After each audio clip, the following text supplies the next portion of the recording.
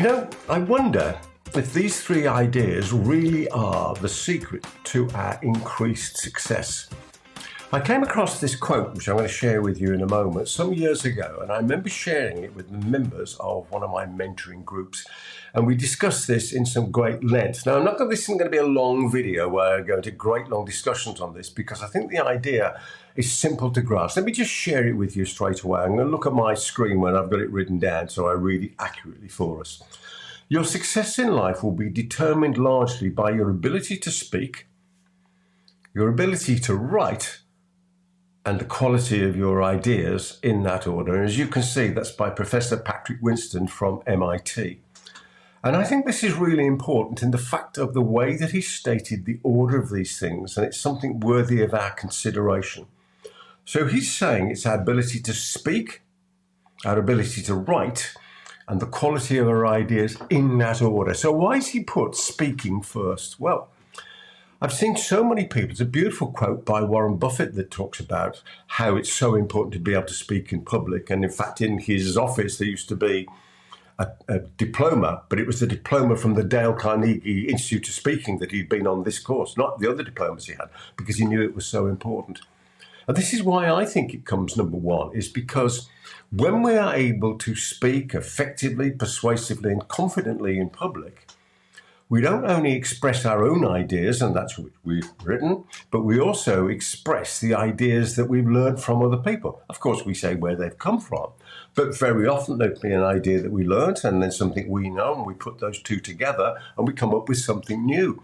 And it's all very well coming up with something new, but if we can't express it to somebody, and very often these days, in the days of video, it's so important to be able to speak in public, confidently, persuasively, powerfully.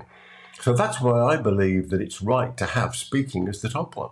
Then secondly, our ability to write. You and I come up with great ideas all of the time. We're watching TV or having a conversation with somebody. We're simply walking down the street and we see something that sparks our imagination and we come up with good stuff. But if it's held up there and nothing happens with it, it's gone, it's no good. So we've got to be able to take it out of there and craft appropriate words in such a format that we're able to share what it is that we know that makes it easy for somebody else to take that idea and use it. Maybe we create a template for them to make it easy for them to put it into practice, or a mind map so they can understand it and retain the information. So I think writing is really important. And I can understand why Professor Winston put it as the second one. And then the quality of our ideas. Well, to start with, you'd think the quality of the ideas comes first. Well, no, it does. It comes first, because it comes first, but it's bottom of the list. Because yes, ideas are fantastic, but they're nothing without being able to write them down and then use them. And then they're again nothing unless, particularly in today, we're able to communicate them by speaking, not only writing. So this is a wonderful idea, but is it just an abstraction? Is it just something we can think about? And, oh, yeah, that was great. Thanks very much. Goodbye. Or what can we do with it? This is what I think we can do with it. I like the idea, and I use this a lot in my life, of self-checking, is giving myself a score out of 10 marks for how good I am at doing something, which prompts me to improve. So if we're looking at these three ideas, let's start with the bottom one, or the first lower one, which is the quality of our ideas. As a mark out of 10, how good are we at coming up with creative solutions for the problems that life throws at us, including those thrown at us by our clients? So how good are we? And if we can't say 8, 9, 10 out of 10, even if we can say 8 and 9, maybe we want to be thinking, well, a minute, how can I improve my output of quality ideas? And there's many ways to do that. Read out about creative problem solving. Obviously, lots of ideas out there in the marketplace. Secondly, then, as a mark out of 10, how good am I at writing? If it's not the level we believe it should be, then we can be taking action. We can go on courses, we can watch YouTube videos, we can attend all sorts of meetings with people to find out how to write better. And of course, then our speaking. How good, how confident are we, how certain are we about our ability to speak in public? And if it's not at the level yet that we feel it should be, what can we do about it?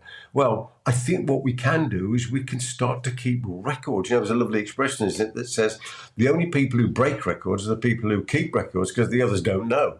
So if we start to keep records of our activity and we create a feedback loop that says, this is how well I performed in these 3 areas, then that prompts us to want to take action in order to improve. And it's this constant small improvements, isn't it, that really get us to where we want to go in life. I've heard this said so often, and I heard it just on a video this morning I was watching on YouTube. And I think it was attributed or said possibly by Jeff Bezos, but I did look up and it wasn't originally from him. It may even have come from military training. And the idea was this, is that slow is smooth and smooth is fast. So this slow progression of improvement is what gives us fast improvements at the end of the day. So I hope that this little thought process from me about these 3 ideas was useful to you. You can actually not just listen to it, but you can take it away and use it. If you've enjoyed this or not, there's plenty more of my slightly off-the-wall ideas on videos around here. And in the meantime, I wish you, is that the right one? We don't want that one, do we? We want that one. I wish you every success in all your adventures in life. From me, Peter Thomson, until the next time, goodbye for now.